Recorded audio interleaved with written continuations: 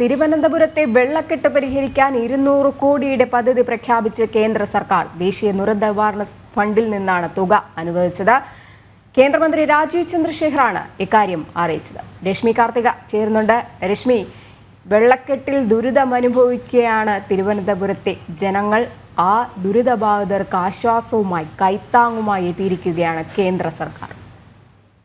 രജനി സൂചിപ്പിച്ചതുപോലെ തന്നെ തിരുവനന്തപുരം നഗരത്തിൽ, തലസ്ഥാന നഗരത്തിൽ വെള്ളക്കെട്ട് അതിരൂക്ഷമായി തുടരുന്ന ഒരു സാഹചര്യമുണ്ട്. നമുക്കറിയാം, മഴക്കാലം സജീവമായിട്ടില്ല, മഴക്കാലം ആരംഭിച്ചിട്ടേ ഉള്ളൂ. അതിനു മുൻപ് തന്നെ തലസ്ഥാന നഗരത്തിൽ വെള്ളക്കെട്ടും മഴക്കെടുതിയും അപകടങ്ങളും ഒക്കെ തുടർക്കഥയാവുകയാണ്. ഒരു രാത്രി മുഴുവൻ അല്ലെങ്കിൽ ഒരു പകൽ മുഴുവൻ മഴ പെയ്യുകയാണെങ്കിൽ പിറ്റേ ദിവസം പിന്നെ തലസ്ഥാന നഗരത്തിൽ ഏറ്റവും സെന്ററായിട്ടുള്ള ഭാഗങ്ങളിലാണ് ഈ വെള്ളക്കെട്ട് രൂപപ്പെടുന്നത് എന്നുള്ളതാണ്. ചാല പോലെ ഏറ്റവും കൂടുതൽ ആളുകൾ എത്തുന്ന സ്ഥലങ്ങൾ, അട്ടക്കുളങ്ങര, കിഴക്കേക്കോട്ട, ഈ ഭാഗങ്ങളിലൊക്കെയാണ് ഈ വെള്ളക്കെട്ട് അതിരൂക്ഷമായി ഉണ്ടാകുന്നത്. ഏറ്റവും കൂടുതൽ ആളുകൾ യാത്ര ചെയ്യുന്ന സ്ഥലങ്ങൾ, പ്രധാനപ്പെട്ട വഴികൾ, ഇവിടെ എല്ലാം തന്നെ വെള്ളക്കെട്ട് രൂക്ഷമാണ്. കഴിഞ്ഞ ദിവസങ്ങളിലൊക്കെ നമുക്കറിയാം, നിരവധി അപകടങ്ങൾ, ചെറിയ കുട്ടികളടക്കം ഈ വെള്ളക്കെട്ടിൽ ഉണ്ടാകുന്ന ഈ വെള്ളക്കെട്ടിലൊക്കെ വീഴുന്ന ഒരു സാഹചര്യം ഉണ്ടായിരുന്നു. റോഡിൽ പലർക്കും അപകടങ്ങൾ പറ്റി.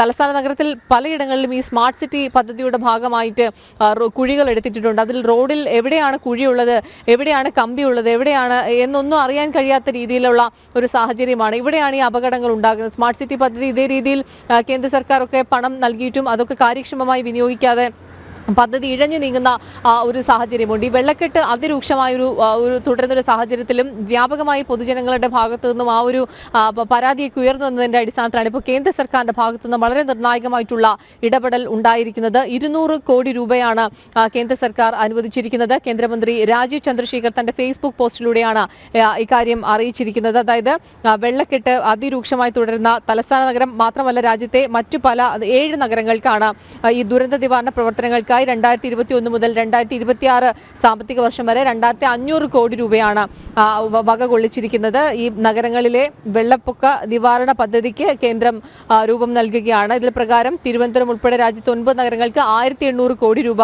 അനുവദിച്ചിട്ടുണ്ട്. ഓരോ നഗരത്തിനും വേണ്ടി അനുവദിച്ചിരിക്കുന്നത് 200 കോടി രൂപയാണ്. ഇതിൽ 150 കോടി രൂപ, അതായത് 75% തുക കേന്ദ്ര സർക്കാർ ആയിരിക്കും നൽകുക. തിരുവനന്തപുരം നഗരത്തിലെ ഈ വെള്ളപ്പൊക്കവുമായി ബന്ധപ്പെട്ടുള്ള ദുരന്തങ്ങൾ നേരിടാനുള്ള ശേഷി വർദ്ധിപ്പിക്കുക, അതാണ് പദ്ധതി കേന്ദ്ര സർക്കാർ വിഭാവനം ചെയ്യുന്നത്. അത്തരത്തിലുള്ള പദ്ധതിയാണ് 2024 മെയ് അവസാനത്തോടു കൂടി, അതായത് ഈ മാസം അവസാനത്തോടു കൂടി തന്നെ ഈ സംസ്ഥാനം ഇത് സംബന്ധിച്ച ഒരു പദ്ധതി എന്താണ് എന്നുള്ളത് കേന്ദ്ര സർക്കാരിനെ സമർപ്പിക്കണമെന്നുകൂടി അറിയിച്ചിട്ടുണ്ട്. മഴക്കെടുതികളും വെള്ളക്കെട്ടും മൂലം തിരുവനന്തപുരത്തുള്ളവർ അഭിമുഖീകരിക്കുന്ന പ്രശ്നങ്ങൾ, അതിൽ ക്രിയാത്മകമായിട്ടുള്ള എന്തെങ്കിലും, ആ പ്രശ്നത്തിനൊരു പരിഹാരം, എന്തെങ്കിലുമൊക്കെ ക്രിയാത്മകമായിട്ടുള്ള നിർദ്ദേശങ്ങൾ ഉണ്ടെങ്കിൽ അത് സമർപ്പിക്കാനുള്ള ഒരു നിർദ്ദേശവും ഉണ്ട്. അത് മുഖ്യമന്ത്രി പിണറായി വിജയൻ അക്കാര്യത്തിൽ നടപടി കൈക്കൊള്ളണം, അത്തരത്തിലുള്ള നിർദ്ദേശങ്ങൾ സമർപ്പിക്കുന്നതിന് വേണ്ടി എന്നുള്ളതും അറിയിച്ചിട്ടുണ്ട്. അതോടൊപ്പം ഈ ഒരു കേന്ദ്ര സർക്കാർ പദ്ധതിയുടെ മെച്ചം സംസ്ഥാനം പരമാവധി പ്രയോജനപ്പെടുത്തണം എന്നുകൂടി പറഞ്ഞിട്ടുണ്ട്. കാരണം നമുക്കറിയാം, പല പദ്ധതികളും, ഞാൻ നേരത്തെ സൂചിപ്പിച്ചതുപോലെ തന്നെ സ്മാർട്ട് സിറ്റി ആണെങ്കിലും മറ്റു പല പദ്ധതികളും,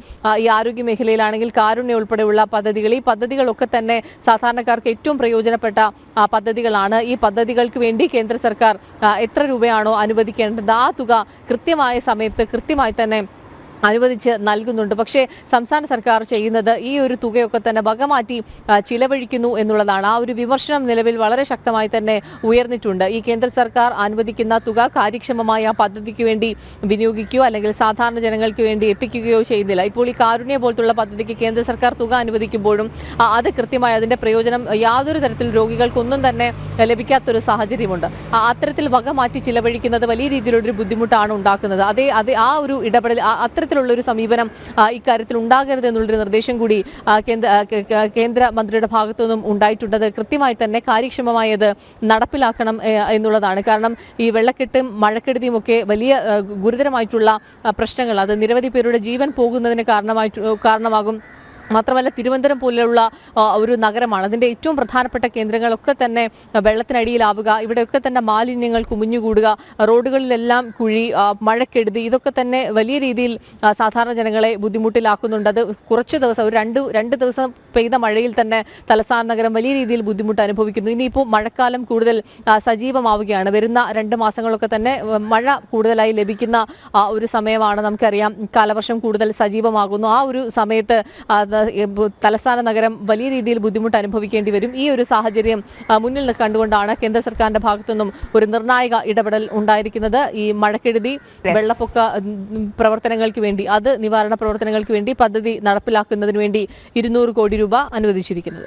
തിരുവനന്തപുരത്തെ വെള്ളക്കെട്ട് പരിഹരിക്കാൻ 200 കോടിയുടെ പദ്ധതി പ്രഖ്യാപിച്ചിരിക്കുകയാണ് കേന്ദ്ര സർക്കാർ. തലസ്ഥാനത്തെ ജനങ്ങൾക്ക് കൈത്താങ്ങാവുക തന്നെയാണ് വെള്ളക്കെട്ടിൽ ദുരിതമനുഭവിക്കുന്നവർക്ക് കൈത്താങ്ങാവുക തന്നെയാണ് കേന്ദ്രം ചെയ്യുന്നത്. ദേശീയ ദുരന്ത നിവാരണ ഫണ്ടിൽ നിന്നാണ് തുക അനുവദിച്ചത്. കേന്ദ്രമന്ത്രി രാജീവ് ചന്ദ്രശേഖർ ഫേസ്ബുക്കിലൂടെയാണ് ഇക്കാര്യം വ്യക്തമാക്കിയത്.